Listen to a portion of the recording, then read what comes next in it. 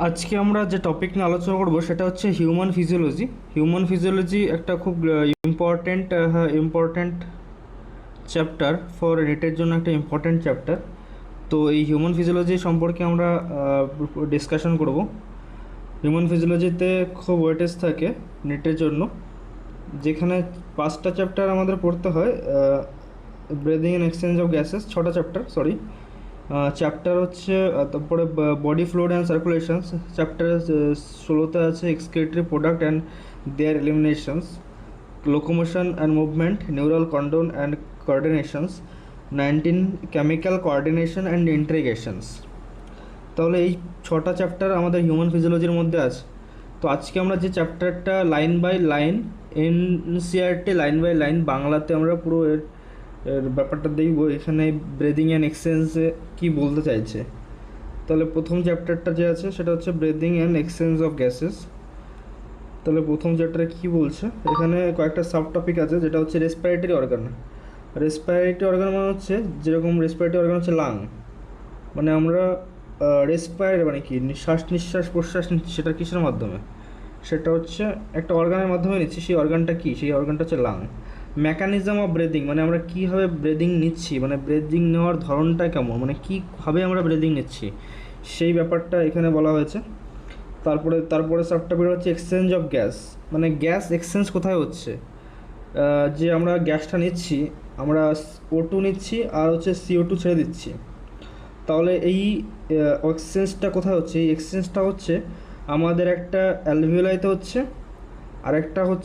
একটা অ্যালভিওলাইতে হচ্ছে, আর একটা টিস্যু লেভেলে হচ্ছে। এই দুই জায়গায় হচ্ছে এক্সচেঞ্জ অফ গ্যাসে হচ্ছে, এই জিনিসটা পড়বো। তারপর হচ্ছে ট্রান্সপোর্ট অফ গ্যাস কী করে ট্রান্সপোর্ট হচ্ছে। গ্যাস বলতে যে আমরা অক্সিজেন, O2 অ্যান্ড CO2 এর কথাই বলা হয়েছে, এটা কী করে ট্রান্সপোর্ট হচ্ছে। তো রেগুলেশন অফ রেসপিরেশনস, মানে আমরা রেগুলেশন কী করে করছি, মানে রেগুলেট কী করে করছি। যেরকম আমাদের ফ্যান রেগুলেট করি, মানে কমায় বাড়াই, সেরকম আমাদের মধ্যে যে মেকানিজম আছে সেখানেও আমরা কিন্তু রেগুলেশন করতে পারছি। যে আমরা ধরনের শ্বাস নিচ্ছি ছাড়ছি, সেটাও কিন্তু একটা রেগুলেশনের মাধ্যমে হয়েছে। আমরা নিচ্ছি তো নিচ্ছি না, এরকম ছেড়েও দিচ্ছি মাঝখানে, সেটা হচ্ছে রেগুলেশন। সেটা কী করে করছি সেটা এই টপিকের মধ্যে আছে। তারপরে ডিসঅর্ডার অফ রেসপিরেটরি সিস্টেমস, মানে এই রেসপিরেটরি সিস্টেমের কারণে কী কী ডিসঅর্ডার হতে পারে। রেসপিরেটরি মানে এই শ্বাস নিঃশ্বাসের বাইরে থেকে কোনো হচ্ছে জীবাণু ঢুকলো কিংবা যা কিছু ঢুকলো, তার ফলে আমাদের রেসপিরেটরি অর্গানে কী কী ডিসঅর্ডার হতে পারে, সেই সব ব্যাপার নিয়ে এখানে আলোচনা করা হয়েছে। তাহলে মোট 6টা সাব টপিক, একটা হচ্ছে রেসপিরেটরি অর্গান, একটা হচ্ছে mechanism of breathing, exchange of gases, transport of gas, regulation of respirations, আর হচ্ছে ডিসঅর্ডার অফ রেসপিরেটরি সিস্টেমস। তাহলে এই কটা আমরা যে টপিক আছে সাব টপিক, এগুলো নিয়ে আমরা আজকে আলোচনা করব এনসিআরটি লাইন বাই লাইন, পুরো ডিটেলস বাংলাতে। তাহলে চলো প্রথমে আমরা এখানে কি বলছে, প্রথমে বলছে হচ্ছে breathing and exchange of gases. Breathing and exchange of gases চ্যাপ্টারের নাম, যেটা নিটের খুব হাই ওয়েটেজ টপিক। প্রথমে বলছে as you have read earlier, যদি তুমি আগে পড়ে থাকো, অক্সিজেন ইজ ইউটিলাইজড, মানে oxygen is utilized by the organism to indirectly break down simple molecules like glucose, amino acid and fatty acid. এখানে বলতে চাইছে কি, এই লাইনটায় অক্সিজেন যে আছে, অক্সিজেন ইউজ হচ্ছে অর্গানিজমের মধ্যে, ইউজ হচ্ছে ইনডাইরেক্টলি, কিছুর জন্য ইনডাইরেক্টলি ইউজ হচ্ছে টু ব্রেক ডাউন, মানে ভাঙার জন্য, সিম্পল মলিকুল যেরকম গ্লুকোজ, অ্যামাইনো অ্যাসিড এবং ফ্যাটি অ্যাসিড, এগুলো ভাঙার জন্য। টু ড্রাইভ এনার্জি, সেটা ভেঙে কী তৈরি হচ্ছে, এনার্জি তৈরি হচ্ছে, এবং পারফর্ম ভেরিয়াস ফাংশনস অ্যাক্টিভিটি, এবং সেই এনার্জি থেকে আমরা বিভিন্ন ধরনের কাজ করি। যেরকম আমাদের বেঁচে থাকার জন্য এনার্জি দরকার, সেই এনার্জি কোথা থেকে পাই, আমরা এটিপির মাধ্যমে পাই। সেই এটিপি দিয়েই আমরা কিন্তু বিভিন্ন ধরনের অ্যাক্টিভিটি করি। সেটা এখানে আমি যদি ডিটেলসে বোঝা যাই, গ্লুকোজ যে আছে, গ্লুকোজ কোথা থেকে পাই, আমরা যখন খাবার খাই তখন কিন্তু গ্লুকোজ পাই। খাবার খাওয়ার পরেই কিন্তু আমরা গ্লুকোজ পাই, তার আগে কিন্তু গ্লুকোজ পাই না। খাবারের মধ্যে গ্লুকোজ থাকে, এবং তারপরে সেই গ্লুকোজটা কী হয়, সেই গ্লুকোজটা যখন ব্রেকডাউন করে, কী করে ব্রেকডাউন করবে, একা একা তো ব্রেকডাউন করতে পারবে না। যখন এই গ্লুকোজটা ব্রেকডাউন করে এটিপি তৈরি হয়, ATP plus CO2 by product হিসেবে CO2 তৈরি হয়। এবার গ্লুকোজ যে আছে, গ্লুকোজটা কী আছে, গ্লুকোজ হচ্ছে আমাদের তৈরি হচ্ছে, এবার সেটাকে ব্রেকডাউন করতে গেলে একটা যে দরকার পড়ে সেটা হচ্ছে অক্সিজেনের দরকার পড়ে। এই অক্সিজেনটা ইনডাইরেক্টলি ওয়ার্ক করে, সেই কারণে আমাদের শরীরে এটিপি এবং CO2 তৈরি হয়। CO2 বাই প্রোডাক্ট হিসেবে তৈরি হয়, মানে এটা বেরিয়ে যায় আমাদের শরীর থেকে CO2, এবং এটিপি যে তৈরি হয় সেখান থেকে আমরা শক্তি পাই এবং বিভিন্ন ধরনের কাজকর্ম করতে পারি। সেটাই এখানে বলেছে যে oxygen is utilized by the organisms to indirectly break down simple molecules like glucose, amino acid, fatty acid etc to drive energy power জন্য, টু পারফর্মস ভেরিয়াস অ্যাক্টিভিটি, বিভিন্ন ধরনের অ্যাক্টিভিটি। যেটা বললাম carbon dioxide which is harmful, যেটা খুব harmful gas, is also released during above catabolic reactions. এই glucose যখন breakdown করলো, গ্লুকোজ ব্রেকডাউন করার পরেই কিন্তু এখানে CO2 কিন্তু বেরিয়ে গেছে, CO2টা বাই প্রোডাক্ট হিসেবে বেরিয়ে গেছে। কারণ এটা কি, এটা একটা হচ্ছে এটা যদি বলি, এটা একটা হচ্ছে হার্মফুল গ্যাস। হার্মফুল মানে আমাদের শরীরে CO2 যত বেশি হবে তত আমাদের সমস্যা। ধরো যদি তুমি মনে করো নাক বন্ধ করে রাখছো, তখন দেখবে CO2-র পরিমাণটা খুব বেশি, কারণ অক্সিজেন যে গ্লুকোজ মলিকুল যে আছে সেটা ব্রেকডাউন করে CO2 তো সবসময় রিলিজ করছেই, তো তুমি কিন্তু বেশিক্ষণ থাকতে পারবে না। সেটা এই জন্য, কারণ কি, কারণ এটা হার্মফুল গ্যাস। এটা কি করে তৈরি হয়, এটা ক্যাটাবলিক রিয়াকশনের মাধ্যমে তৈরি হয়। তারপরে কি বলছে, it is therefore evident oxygen has continuously provide to the cells and CO2 produced by the cells have released out. Oxygen যে আছে, অক্সিজেন সেলকে অক্সিজেনকে দিচ্ছে, অক্সিজেন দিচ্ছে সেলকে দিচ্ছে, তারপরে সেল সেটাকে ইউজ করে সেখান থেকে কী পাঠাচ্ছে, সেখান থেকে CO2 পাঠাচ্ছে, এটাই বলছে। This process exchange of O2 from atmosphere with CO2 produced by the cells is called breathing. This process of exchange of O2 from O2, যেরকম আমাদের যে এখানে এটা ধরো ইয়ার আছে, এটা ধরো আমাদের বডি আছে, নোস, এখান দিয়ে যে এক্সচেঞ্জটা হচ্ছে, মানে বাইরে থেকে CO2 আসছে আমাদের বডিতে, এবং অক্সিজেন আসছে, এবং এখান থেকে অক্সিজেনটা যখন বেরিয়ে যাচ্ছে, এই যে প্রসেসটা, এই প্রসেসটাকে আমরা কি বলি, এই প্রসেসটাকে কিন্তু আমরা ব্রিদিং বলি, কমনলি নন এস। এটাকেই আবার রেসপিরেশন বলা হয়। রেসপিরেশন আর ব্রিদিংটা সেম না, কিন্তু রেসপিরেশনটা হচ্ছে যে ডিফারেন্ট লেভেলে, যেরকম ধরো আমাদের বডি আর হচ্ছে বডির অ্যালভিওলাই আর হচ্ছে ব্লাডের মধ্যে যে এক্সচেঞ্জ হচ্ছে, এই যে একটা এক্সচেঞ্জ তো হচ্ছে, সেটাও একটা ব্রিদিং। এবার তারপরে আরেকটা টিস্যু লেভেল, আর একটা হচ্ছে মানে ব্লাড লেভেল, সেখানে একটা অক্সিজেন হচ্ছে, সেটাও কিন্তু ব্রিদিং হচ্ছে। এবার এই টোটাল ইন্টায়ার প্রসেসটাকে আমরা রেসপিরেশন বলি। টোটাল যে ইন্টায়ার প্রসেসটা হচ্ছে সেটাকে আমরা রেসপিরেশন বলি। তাহলে আশা করা যাক এই ইটুকের মধ্যে পুরো কোনো ডাউটস নেই।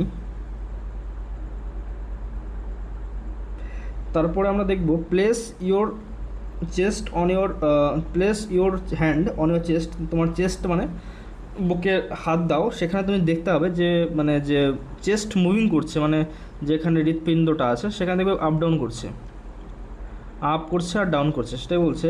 You know that it is due to the breathing. তুমি জানো যে এটা কিসের জন্য হচ্ছে, কারণ ব্রিদিংয়ের জন্য হচ্ছে, শ্বাস নিচ্ছি আর ছাড়ছি, সেই কারণে কিন্তু এটা হচ্ছে। হাউ ডু ই ব্রেথ, আমরা এখানে বলতে চাইছি আমরা কী করে ব্রেথ করি। The respiratory organs and the mechanism of breathing are described in the following sections.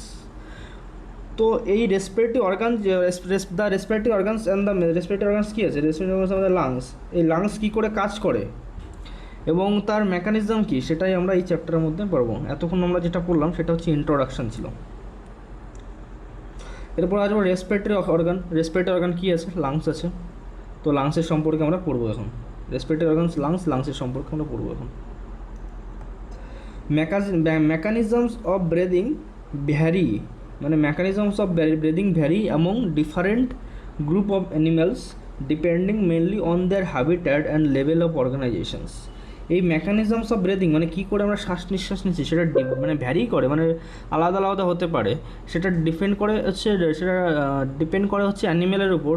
Animal যদি সেটা অ্যানিমেলের মধ্যে আমরা মানে অ্যানিমেল যে আছে, অ্যানিমেলকেও তো আমরা 10-11টা ফাইলেমে এই ভাগ করি, পরিফেরা, সিলেন্ট্রেটা, টিনোফোরা, প্লাটিহেলমিন্থ, অ্যাসকেলেমিন্থিস, তারপর হচ্ছে অ্যানিলিডা, আর্থ্রোপোডা, মলাস্কা। তো এইভাবে কটাটা পর্যন্ত এরকম আমরা 11-11টা লেভেলে ভাগ করি।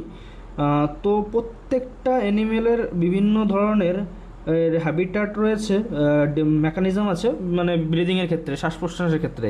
যেরকম আমরা লাংসের মাধ্যমে শ্বাস প্রশ্বাস নিই।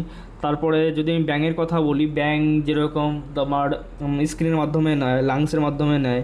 তারপরে যদি আমি বলি আর্থওয়ার্মস মানে কেঁচোর কথা যদি বলি, তা সে ময়েস্ট কিউটিক্যাল মানে স্কিনের লেয়ারের উপর দিয়ে সে, তো বিভিন্ন ধরনের যে ফাইলাম আছে, তো বিভিন্ন গ্রুপের যে মানে আমাদের যে গ্রুপ আছে, সেই গ্রুপের অ্যানিমেলগুলো ডিপেন্ড করে কিসের উপর, সেটা হ্যাবিটাট, সে কোথায় রয়েছে। হ্যাবিটাট মানে কি, সে যদি জলে থাকে, ওয়াটারে থাকে, তাহলে এক ধরনের তাহলে এক ধরনের সে করছে। যদি জলে থাকে তাহলে এক ধরনের সে কী বলে, ব্রিদিং করছে। যদি সে ল্যান্ডে থাকে তাহলে আরেক ধরনের করছে। সেটাই বলেছে এখানে। সেটাই বলেছে এখানে। লেভেল অফ অর্গানাইজেশন, এবং লেভেল অফ অর্গানাইজেশন বলতে কী বোঝাচ্ছে? লেভেল অফ অর্গানাইজেশন যেরকম ধরো টিস্যু লেভেল, একটা টিস্যু লেভেল হতে পারে। আবার সেলুলার লেভেলের মধ্যে আছে পরিফেরা। আর টিস্যু লেভেলের মধ্যে আছে কী কী? টিস্যু লেভেলের মধ্যে আছে সিলেন্টেটা, টিনোফোরা। তারপর হচ্ছে অর্গান লেভেল, তারপর অর্গান সিস্টেম লেভেল। সেটার উপর ডিপেন্ড করে।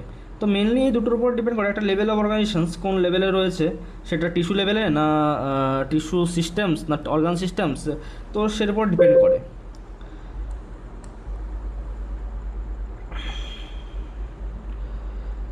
তারপরে আমরা যে টপিকটা নিয়ে পড়বো সেটা হচ্ছে লোয়ার ইনভার্টিব্রেটস লাইক স্পঞ্জিস, যে আমি বললাম যেটা হচ্ছে টিস্যু লেভেল। যেমন স্পঞ্জিস কিন্তু টিস্যু লেভেলের মধ্যে আসছে। স্পঞ্জিস যে আছে সেটা হচ্ছে টিস্যু লেভেলের মধ্যে আসে। স্পঞ্জিস হচ্ছে টিস্যু লেভেল। টিস্যু স্পঞ্জিস হচ্ছে স্পঞ্জি যে আছে, স্পঞ্জি যে আছে সেটা হচ্ছে টিস্যু লেভেল। স্পঞ্জি যে আছে সেটা হচ্ছে টিস্যু লেভেলের মধ্যে পড়ছে। স্পঞ্জি যে আছে সেটা টিস্যু লেভেলের মধ্যে বসে। সিলেন্ট্রেটা, টিনোফোরা, প্লাটিহেলমিন্থ, ফ্ল্যাটরমস। সিলেন্ট্রেটা কিন্তু আবার এটা সেলুলার লেভেলের মধ্যে পড়ছে। সিলেন্ট্রেটা টিস্যু লেভেলের মধ্যে পড়ছে। সিলেন্ট্রা টিস্যু লেভেলের মধ্যে হচ্ছে। ফ্ল্যাটরমও কিন্তু টিস্যু না, এটা অর্গান লেভেলের মধ্যে পড়ছে। মানে তাহলে এই তিনটা আমাকে মনে রাখতে হবে, সেলুলার লেভেল, টিস্যু লেভেল আর অর্গানাইজ লেভেলের মধ্যে যদি আমি ধরি, তাহলে পরিফেরা, সিলেন্ট্রেটা, টিনোফোরা, প্লাটিহেলমিন্থ, আর হচ্ছে অ্যাসক্লিমিন্থিস, আর্থ্রোপোডা। এটা হচ্ছে আমাদের সিকোয়েন্স। তাহলে পরিফেরা, সিলেন্ট্রেটা, টিনোফোরা, প্লাটিহেলমিন্থ, অ্যাসক্লিমিন্থিস পর্যন্ত যতগুলো আমাদের আছে, যতগুলো ফাইলাম আছে, সবগুলো কিন্তু তাদের যে ব্রেদিং অফ এক্সচেঞ্জ সিম্পল ডিফিউশনের মাধ্যমে হয়। সিম্পল ডিফিউশন মানে কি? সিম্পল ডিফিউশন মানে হাই কনসেন্ট্রেশন থেকে লো কনসেন্ট্রেশনে সেটা কোনো একটা সেটা মুভ করবে, সেটা হচ্ছে সিম্পল ডিফিউশন। এবার অ্যানালিটার ক্ষেত্রে যদি আসি, অ্যানালিটা হচ্ছে ময়েস্ট কিউটিক্যালের মাধ্যমে করবে। আর আর্থ্রোপোডা হচ্ছে ট্র্যাকের মাধ্যমে করবে। আর্থ্রোপোডা হচ্ছে ফার্স্ট যে একটা অর্গান আছে, যে ট্র্যাকের মাধ্যমে করবে।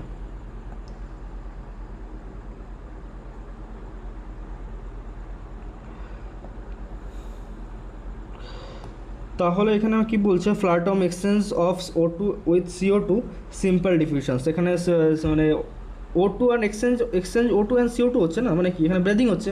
এক্সচেঞ্জ O2 আর CO2 যেখানেই হবে সেটাই ব্রেদিং হচ্ছে। তাহলে সেটা কিসের মাধ্যমে? সেটা সিম্পল ডিফিউশন। সেটা মনে রাখতে হবে যে পরিফেরা থেকে প্লাটিহেলমিন্থ পর্যন্ত, পরিফেরা থেকে অ্যানিলিডা পর্যন্ত, পরিফেরা থেকে অ্যানিলিডা পর্যন্ত হচ্ছে অ্যাসক্লিমিন্থিস। পরিফেরা থেকে অ্যাসক্লিমিন্থিস পর্যন্ত হচ্ছে কি বলছে এখানে?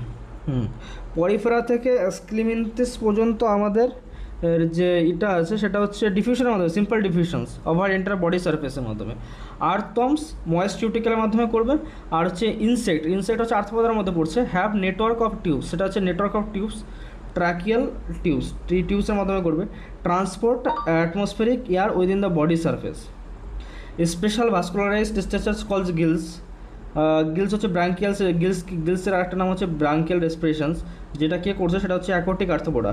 তাহলে গিলস, যদি আমি এখানে একটা টপিক বানাই, গিলস যে আছে, গিলসে কে করছে? একটা ফিশ করবে, ফিশ গিলস দিয়ে করবে। অ্যাকোয়াটিক আর্থ্রোপোডা, আর একটা হচ্ছে মলাস্কা। এই তিনটা যে অ্যানিমালস আছে, এরা হচ্ছে গিলসের মাধ্যমে এরা হচ্ছে ই করবে, কী বলে ভাই, রেসপিরেটরি করবে।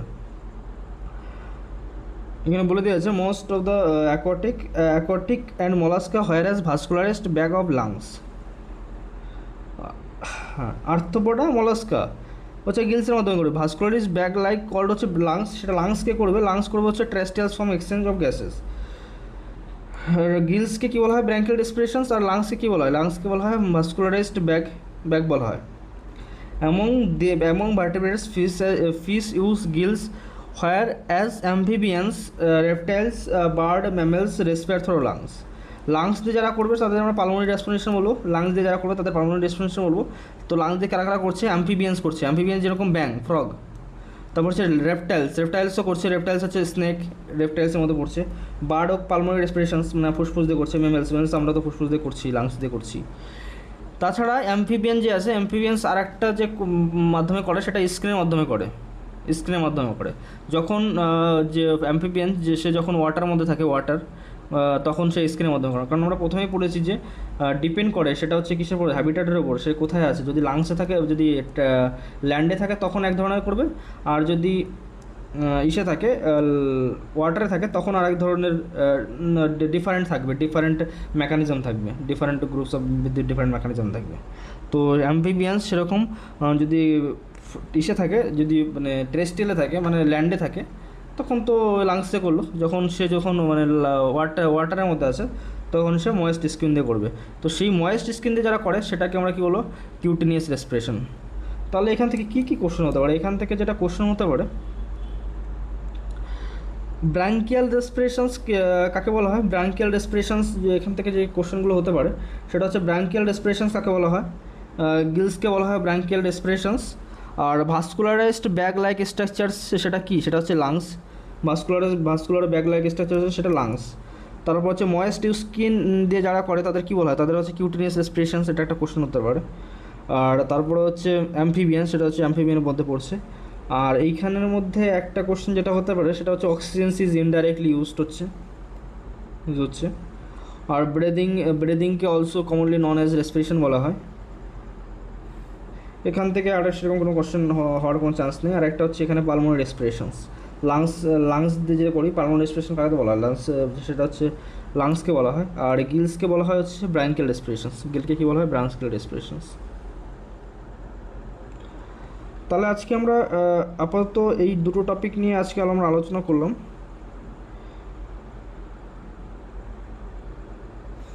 এই দুটো নিয়ে আজকে আমরা কোনটা করলাম, রেসপিরেটরি